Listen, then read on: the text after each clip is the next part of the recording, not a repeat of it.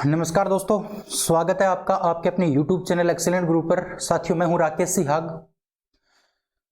आज की जो हमारी क्लास है ये क्लास नंबर 6 है। इससे पहले हम 5 क्लास कर चुके हैं और पीछे की जो क्लास हमने की थी उसमें हमने पहला चैप्टर कंप्लीट कर लिया था और पहला जो चैप्टर था वो था मात्रक और मापन का, वो हमने कंप्लीट कर लिया। आज हमारा एक नया टॉपिक चलने वाला है, एक नया चैप्टर स्टार्ट होने वाला है और ये जो चैप्टर है, ये जो टॉपिक मैं आपको करवाऊंगा, यहां से क्वेश्चन एग्जाम के अंदर बहुत ज्यादा बार पूछे गए हैं और उस टॉपिक या उस चैप्टर का जो नाम है वो है गति यानी मोशन। तो गति में से बहुत सारे क्वेश्चन पूछे जाते हैं, गति के नियम से संबंधित क्वेश्चन पूछे जाते हैं, गति के जो प्रकार हैं वहां से क्वेश्चन पूछे जाते हैं, गति के जो समीकरण है वहां से क्वेश्चन पूछे जाते हैं, न्यूमेरिकल भी यहां से पूछे जाते हैं। तो साथियों, क्वेश्चन बड़े अच्छे क्वेश्चन यहां से बनते हैं। तो सारे क्वेश्चन आपके कवर होंगे। अगर आप अच्छे से इस वीडियो को देखोगे, इस क्लास का नोट्स बनाओगे तो आपको पूरा इंटरेस्ट आएगा पढ़ने में और अच्छे से आप अपनी तैयारी को कर भी पाओगे। सबसे पहले हम जो करेंगे वो करेंगे थ्योरेटिकल पार्ट और उसके बाद हमारा जो न्यूमेरिकल है उसका मामला हम बाद में फिट करेंगे। तो थ्योरेटिकल पार्ट की हम बात करेंगे पहले, उसके बाद हम न्यूमेरिकल करेंगे। तो साथियों, बात करते हैं आज के टॉपिक की और आज का जो टॉपिक है वो है गति। गति यानी मोशन। मोशन सबसे पहले बात यह आती है कि ये गति क्या है। सबसे पहले बात आती है गति क्या है, गति किसे कहते हैं। सबसे पहली बात हमें क्या याद रखनी है कि गति किसे कहा जाता है। तो साथियों, यदि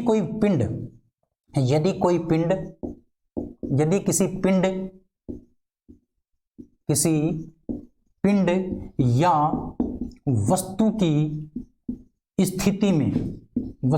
स्थिति में समय के साथ परिवर्तन होता है,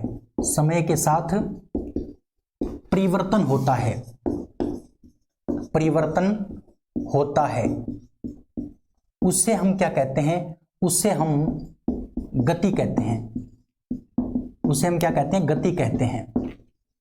यानी कहने का मतलब, कोई पिंड है, कोई वस्तु है, मान लो ये वस्तु है, ये वस्तु समय के साथ अपनी स्थिति में परिवर्तन करे, समय के साथ अपनी स्थिति में परिवर्तन करे तो इस वस्तु को हम क्या कह देंगे, गति अवस्था में कह देंगे। समझ में आई बात। यानी जब कोई वस्तु समय के साथ अपनी स्थिति में परिवर्तन करती है तो उस अवस्था को क्या कहा जाता है, गति अवस्था कहा जाता है, या उस वस्तु को गति की अवस्था में कहा जाता है। और यदि वस्तु समय के साथ अपनी स्थिति परिवर्तित नहीं कर रही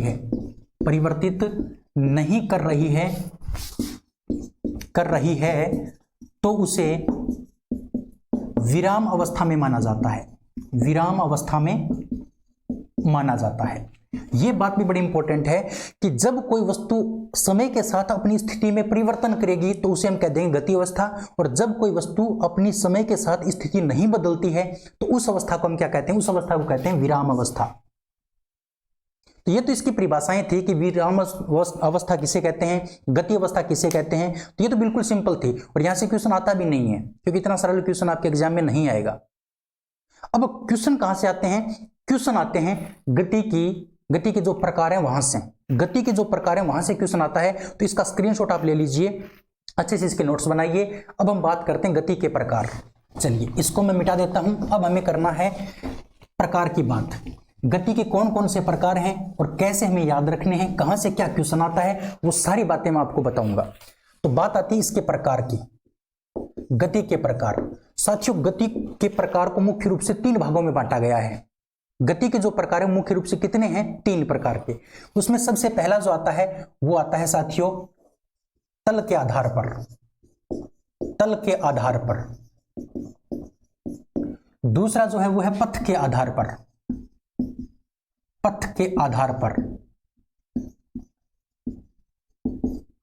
और तीसरा जो है वो है समय अंतराल के आधार पर।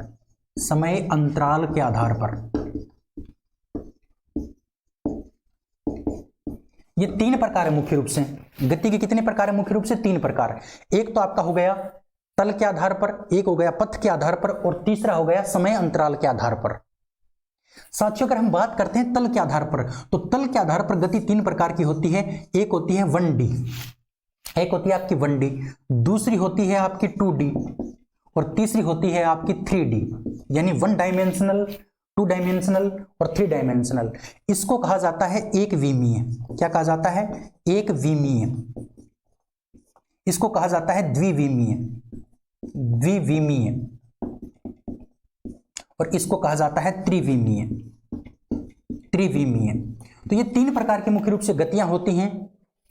किसके आधार पर? तल के आधार पर, सतह के आधार पर, तल के आधार पर तीन प्रकार की गति हैं, 1D, 2D और 3D। अब हम बात करते हैं पथ के आधार पर। पथ के आधार पर दो प्रकार की होती हैं। एक होती है आपकी रेखीय गति, एक होती है आपकी रेखीय गति और दूसरी होती है आपकी कोणीय गति। कोणीय गति, और कोणीय गति दो प्रकार की हैं। एक है आपकी घूर्णन गति और दूसरी है आपकी वृत्तीय गति। एक घूर्णन गति और दूसरी क्या है? आपकी वृत्तीय गति। ये आपकी कोणीय गति के प्रकार हैं, तो ये भी हम पढ़ेंगे।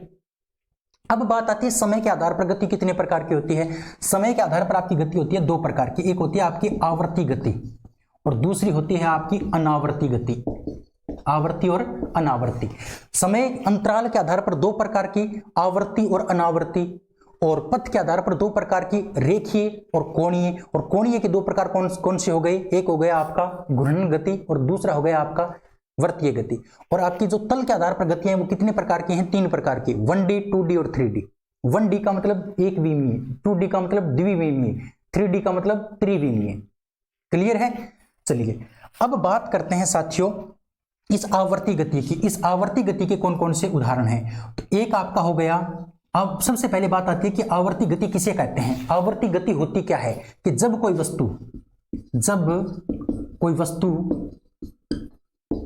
कोई वस्तु निश्चित समय अंतराल के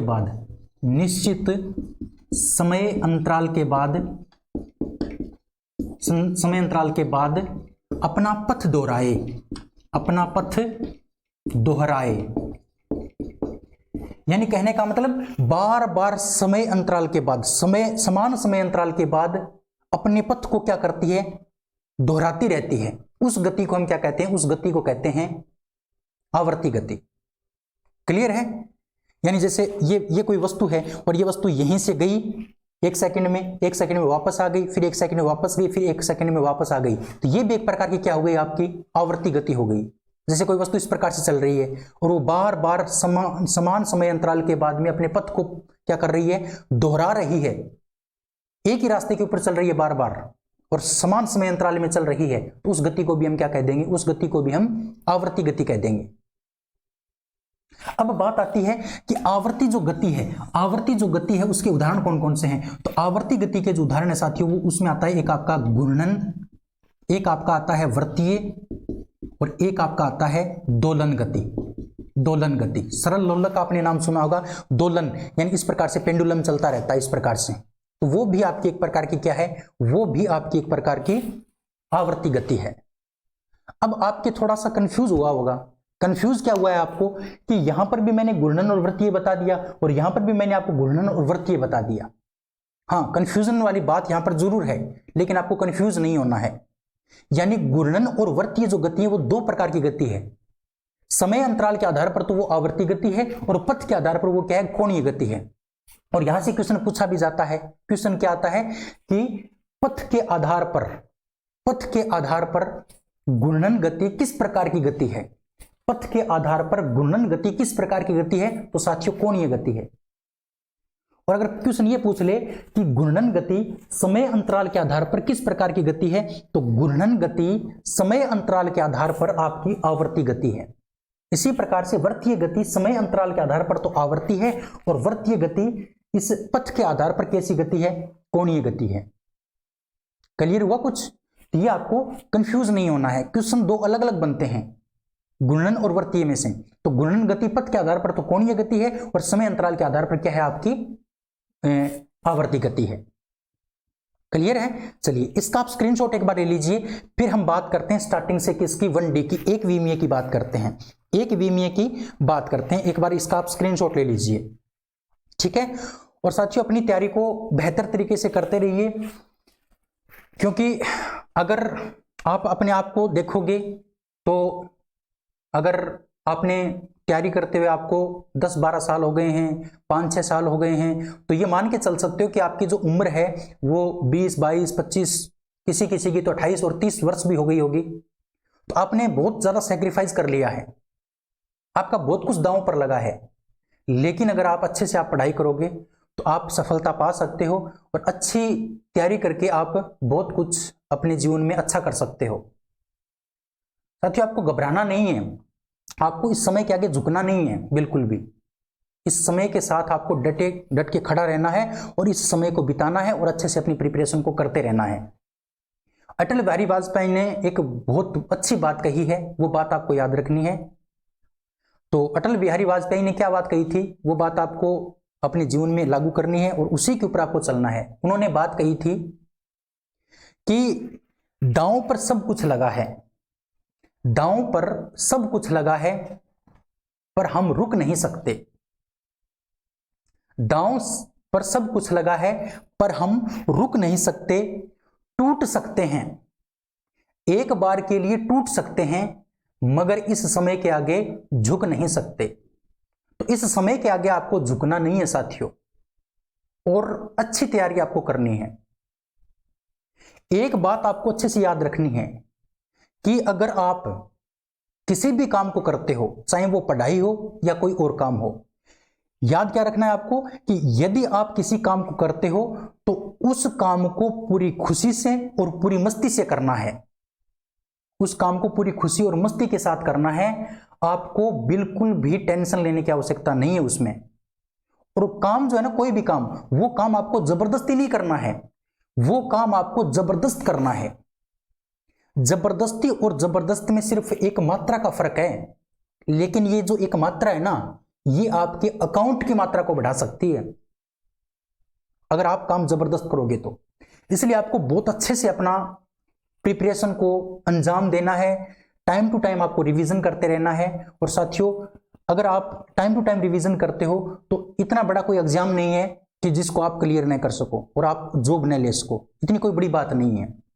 ठीक है, तो अपने आप को समझना है, अपने आप के ऊपर विश्वास रखना है और अच्छे से आपको तैयारी करते रहना है। इसका स्क्रीनशॉट आपने ले लिया होगा, मैंने आपका टाइम खराब किया तो उसके लिए मैं क्षमा चाहूंगा, लेकिन कुछ बातें दिल से निकलती हैं साथियों और वो शायद आपको सुननी भी चाहिए। चलिए अब हम बात करते हैं सबसे पहले किसकी, तल के आधार पर गतियों की। सभी के बारे में पढ़ेंगे, जो मैंने अभी अभी आपके सामने डायग्राम जो तैयार किया है वो सारी की सारी गतियों के बारे में हम पढ़ने वाले हैं। तो सबसे पहले बात करते हैं तल के आधार पर, और तल के आधार पर सबसे पहली गति कौन सी है, 1D। और 1D को कहा जाता है एक विमीय गति। क्या कहा जाता है, एक विमीय गति, एक विमीय गति। इसके बारे में बात करते हैं।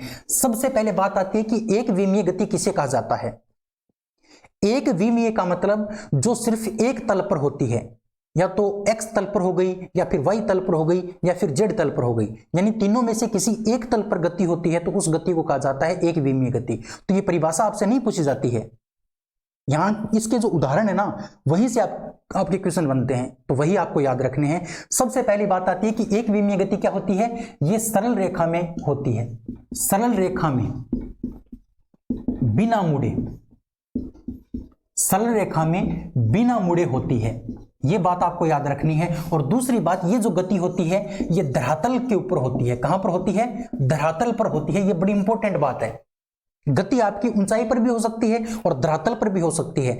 तो जो गति आपकी धरातल पर होती है और जो बिल्कुल सीधी रेखा में होती है, धरातल के साथ साथ में सीधी रेखा में भी होना जरूरी है। सरल रेखा का मतलब बिल्कुल सीधी रेखा में, स्ट्रेट लाइन में। ठीक है, तो जो धरातल के ऊपर होती है और धरातल के ऊपर भी बिल्कुल सीधी रेखा में होती है, उस गति को हम क्या कहते हैं, उस गति को कहते हैं एक विमीय गति या फिर 1D गति। क्लियर है, समझ में आया कुछ। जैसे सरल रेखा में और बिल्कुल धरातल के ऊपर जो गति होती है उस गति को हम क्या कहते हैं, उस गति को कहते हैं एक विमीय गति। तो ये आपकी एक विमीय गति की परिभाषा हो गई।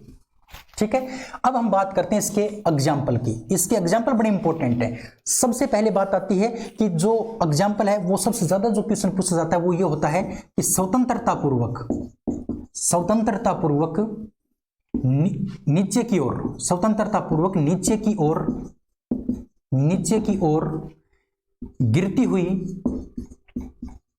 हुई वस्तु की गति, गिरती हुई वस्तु की गति, यानी ऊपर से कोई वस्तु स्वतंत्रता पूर्वक नीचे गिर रही है तो उसमें जो गति होगी वो कौन सी गति होगी? आपकी 1D गति होगी, क्योंकि वो क्या होगी? धरातल की तरफ आ रही है और बिल्कुल सीधी रेखा में आ रही है, इसका मतलब वो आपकी क्या हो गई? 1D गति हो गई। और स्वतंत्रता पूर्वक जो वस्तु गिरती है उसका जो प्रारंभिक वेग होता है, प्रारंभिक वेग को फिजिक्स में दर्शाया जाता है u से। वो कितना होता है आपका? 0 मीटर प्रति सेकंड होता है। 0 प्रारंभिक वेग उस वस्तु का क्या होगा? 0 होगा। किस वस्तु का? जो वस्तु स्वतंत्रता पूर्वक गिरती है उसका प्रारंभिक वेग क्या होगा? 0 होगा। ये आपके न्यूमेरिकल में काम आते हैं, इसलिए मैंने यहां पर आपको बता दिया। जब भी आपको स्वतंत्रता पूर्वक वस्तु मिले तो उसमें आपको u मानना पड़े तो आपको क्या मानना पड़ेगा? 0 मानना पड़ेगा। क्लियर है? तो स्वतंत्रता पूर्वक नीचे की ओर वस्तु कोई गिर रही है तो उसकी गति को हम क्या कहेंगे? 1D गति कहेंगे। उसके अलावा दूसरे की अगर हम बात करते हैं, दूसरे की अगर हम बात करें साथियों, तो एक आता है आपका नेक्स्ट, वो आता है पिस्टन की गति। पिस्टन की गति। पिस्टन क्या होता है? पिस्टन होता है आपका इंजन के अंदर, गाड़ी का जो इंजन होता है उसमें पिस्टन लगा होता है। तो पिस्टन जो गति करता है ना वो इस प्रकार से एक बिल्कुल सीधी रेखा में करता है, इस प्रकार से। तो जो पिस्टन की गति है वो भी आपकी किस प्रकार की गति है? पिस्टन की गति भी आपकी एक विमीय गति है। किस प्रकार की गति है? एक विमीय गति है। ठीक है, ये बात आप याद रखोगे। उसके बाद आपको जो तीसरी बात याद रखनी है साथियों, याद रखनी है सिलाई मशीन की सुई की गति। सिलाई मशीन की जो सुई है उसकी जो गति है वो भी आपकी एक प्रकार की क्या है? वो भी आपकी एक प्रकार की एक विमीय गति है, क्योंकि वो भी बिल्कुल सीधी चलती है। ठीक है, इसके बाद हम 4 नंबर बात करें साथियों, तो 4 नंबर है आपकी माला में पिरोए गए मोतियों की गति।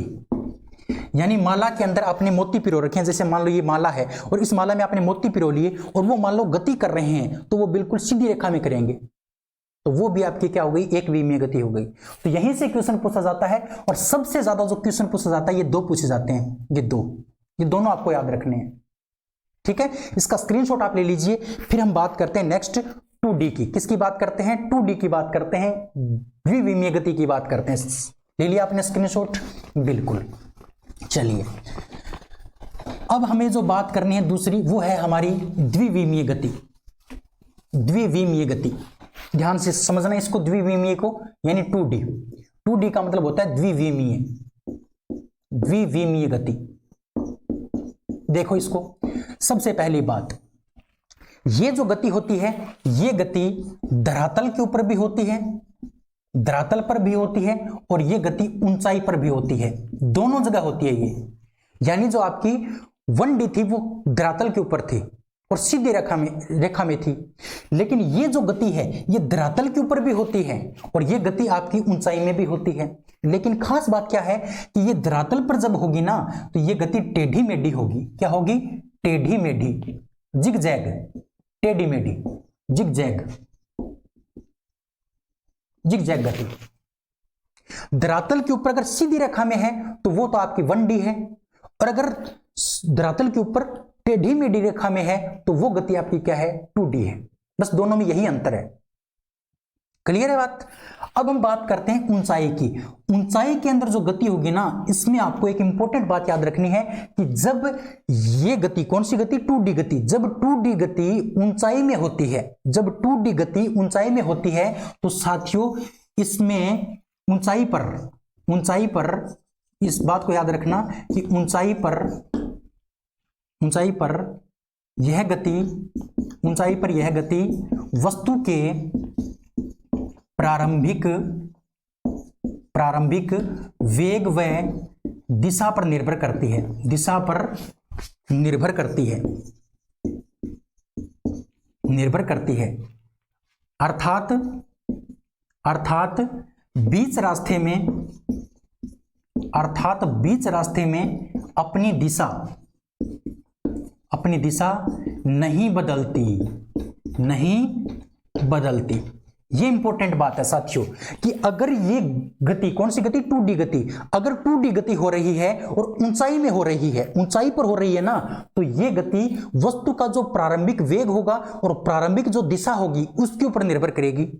यानी जिस दिशा में हमने कोई वस्तु को छोड़ा है, जैसे मान लो मैं आपकी तरफ छोड़ रहा हूं इसको स्टार्टिंग में, प्रारंभ में, इसका मतलब ये प्रारंभिक जो वेग होगा और प्रारंभिक जो दिशा होगी उसी के ऊपर निर्भर करेगी। यानी बीच रास्ते में क्या नहीं कर सकती, ये अपनी दिशा नहीं बदल सकती।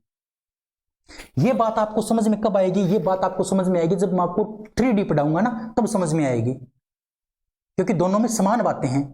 थोड़ा सा कंफ्यूज आपको करती हैं ये 2D और 3D ऊंचाई पर जब होती हैं तब, लेकिन ये बात अगर आपको याद है तो आपको कंफ्यूजन नहीं होगा।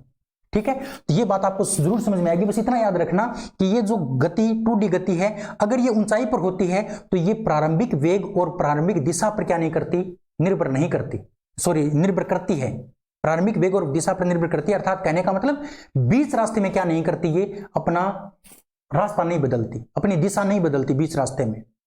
ये बात आपको याद रखनी है। अब हम बात करते हैं इसके एग्जाम्पल की।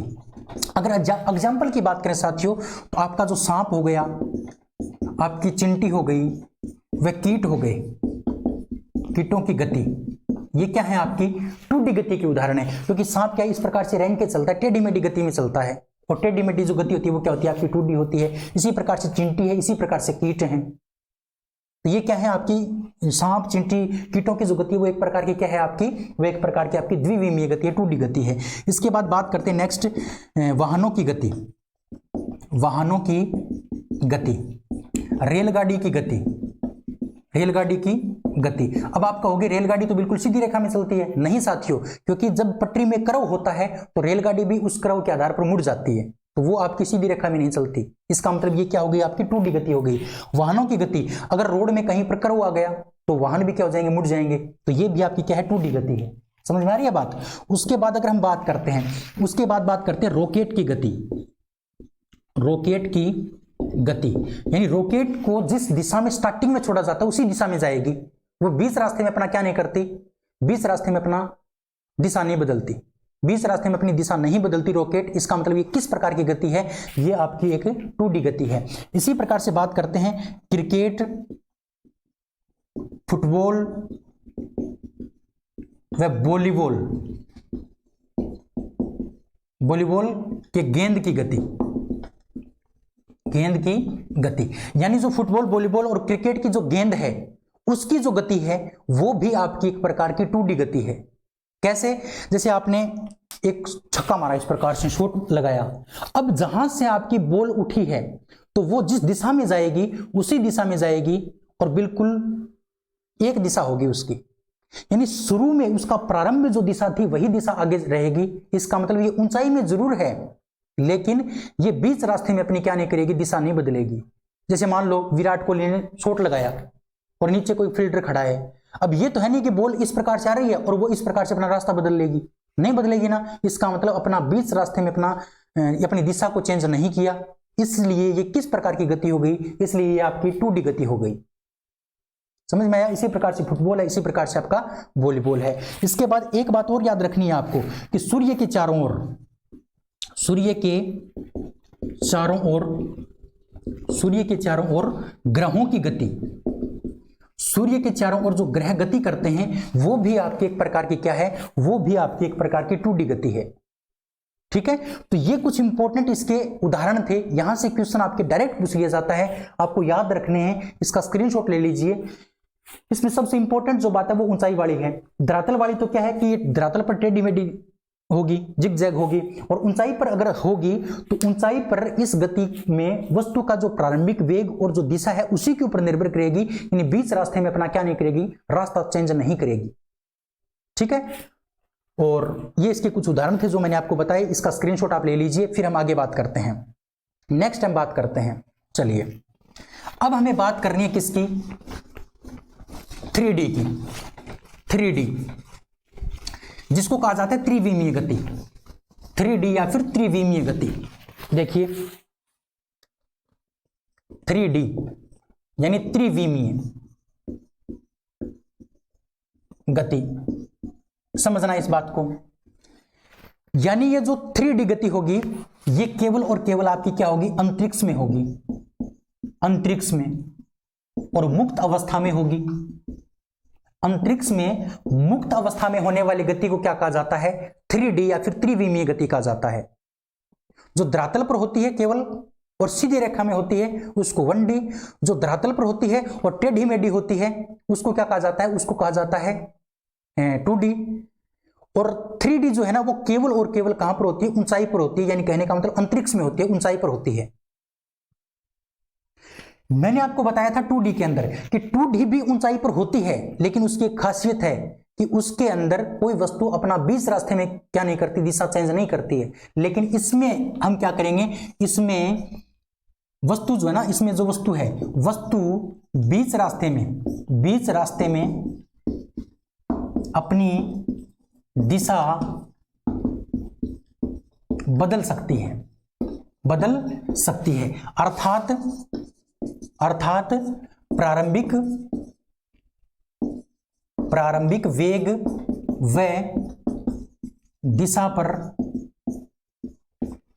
व दिशा पर यह गति निर्भर नहीं करती।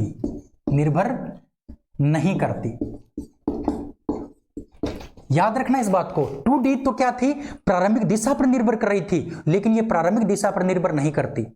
जैसे हवाई जहाज है, जैसे मान लो हवाई जहाज यहां से इस प्रकार से टेक ऑफ हुआ, इस प्रकार से, तो आगे जाकर के वो इस प्रकार से मुड़ भी सकता है। इसका मतलब बीच रास्ते में इसने क्या कर लिया, अपनी दिशा को बदल लिया। तो ये क्या हो गई आपकी, ये हो गई आपकी 3D गति।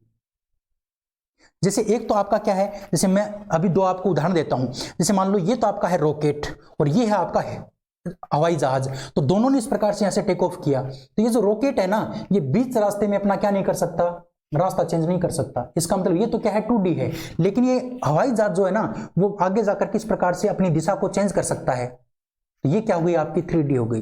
ये दोनों में अंतर है, छोटा सा अंतर है, माइनर अंतर है, जो आपको याद रखना है। क्लियर है? चलिए अब हम बात करते हैं इसके एग्जाम्पल की। इसके एग्जाम्पल भी बड़े इंपॉर्टेंट हैं। इसमें सबसे पहला जो आता है ना, वो आता है हवाई जहाज व हेलीकॉप्टर की गति। हेलीकॉप्टर की गति। उसके बाद बात करते हैं जैसे पक्षी हो गया, कोई पक्षी, मधुमक्खी की गति। जैसे पक्षी है, पक्षी जैसे मान लो इस प्रकार से उड़ रहा है, लेकिन वो इस प्रकार से मुड़ सकता है। इसका मतलब बीच रास्ते में अपनी क्या कर ली, दिशा चेंज कर ली। इसका मतलब ये कौन सी गति हो गई, ये हो गई आपकी 3D गति। इसी प्रकार से मधुमक्खी है, इसी प्रकार से हेलीकॉप्टर है, इसी प्रकार से हवाई जहाज है।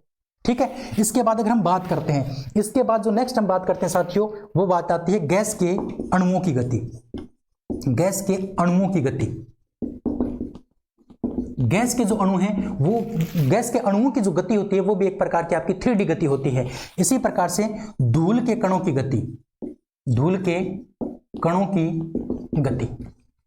तो ये कुछ मोस्ट इंपोर्टेंट उदाहरण थे किसके, 3D गति के। इतना सा याद रखना है 2D और 3D में कि 2D भी आपकी ऊंचाई पर हो सकती है और 3D भी आपकी ऊंचाई पर होती है, लेकिन दोनों में अंतर क्या है कि 2D के अंदर बीच रास्ते में अपनी दिशा चेंज नहीं करती कोई वस्तु, लेकिन 3D में बीच रास्ते में अपना रास्ता चेंज कर सकती है।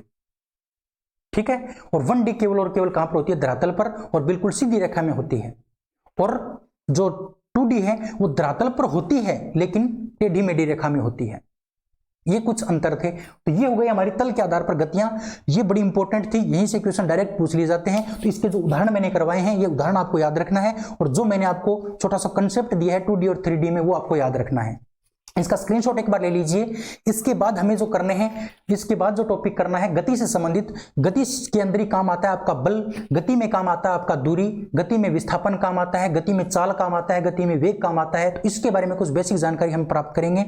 उसके बाद हम बात करेंगे पथ के आधार पर गतियां, जैसे रेखीय गति हो गई, कोणीय गति, वृत्तीय घूर्णन। उसके बाद हम आवर्ती गति की बात करेंगे। तो सारा टॉपिक मैं आपको कवर करवा दूंगा। गति के समीकरण क्या होते हैं, गति के नियम क्या क्या हैं, वो सारी बातें करेंगे। यानी गति का चैप्टर थोड़ा लंबा है, थोड़ा टाइम इसमें लगेगा, लेकिन आपको बढ़िया करवा दूंगा, अच्छा करवा दूंगा, और अच्छा करवाने की कोशिश करूंगा साथियों। मैं आपसे इतना वादा करता हूं साथियों कि जो मैं कंटेंट आपको दूंगा वो मैं ऐसी कोशिश करूंगा कि आपको बेहतर कंटेंट दे पाऊं। वैसे परफेक्ट तो कोई नहीं होता, लेकिन कोशिश ऐसी रहेगी कि आपको किसी और रिसोर्सेज की ओर न भागना पड़े, ऐसा कंटेंट आपको देने की मैं कोशिश करूंगा। वैसे सीख मैं भी रहा हूं आपसे, आप सीख रहे हैं, वैसे मैं भी सीख रहा हूं। परफेक्ट कोई नहीं होता, लेकिन कंटेंट आपको ऐसा ही मिलेगा जो आपके एग्जाम के लिए बेनिफिशियल हो, सहायता करे, ऐसा कंटेंट आपको देने की कोशिश रहेगी। साथियों, अगर वीडियो पसंद आया है तो आप अपने दोस्तों तक इस वीडियो को पहुंचा दीजिए, क्योंकि तैयारी आपके दोस्त भी करते हैं, तो किसी दोस्त का अगर भला हो सके तो कर दीजिए साथियों। इसके साथ साथ मेरा भी कुछ हो जाएगा, है ना। तो आज की इस वीडियो में इतना ही, कल फिर मिलते हैं। तब तक के लिए जय हिंद, जय भारत। स्वस्थ रहिए, मस्त रहिए, अपना और अपनों का ख्याल रखते रहिए और तैयारी को निरंतर रखिए, बस इंपॉर्टेंट बात यह है। ठीक है, चलिए कल फिर मिलते हैं, तब तक के लिए जय हिंद, जय भारत। Thank you.